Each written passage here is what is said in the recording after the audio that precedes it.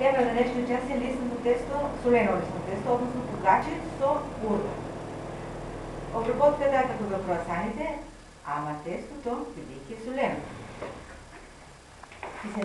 Значи, треба да се намале количината на цукер, да се голема количината на сол, бидејќи круасаните се производ што се снегува со европејско мармелад, а сега не избраваме со урда. Листното тесто обработката е иста. Исто како памчко жакне, треба да се обработи маргарина, се додира 25% на тестото, се ламинира два пати, се правят форми по желба, растуват се печат.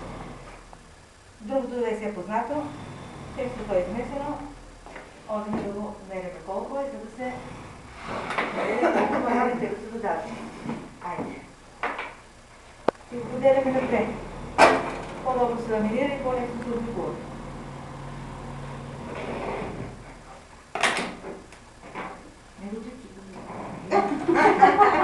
Тешко тесто. Оти така е.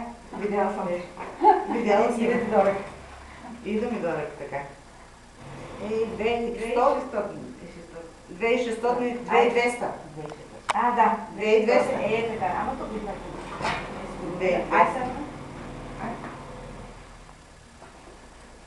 сега. Това е 2200. И това е 2200. Ай сега се обликува во топки, спрне да не треба. Да биде. Ајде.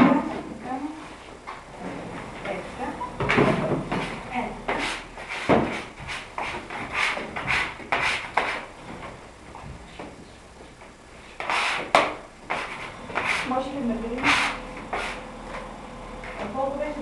2200. 2200, 500 грама или кило. Еми, да забеде, Кило.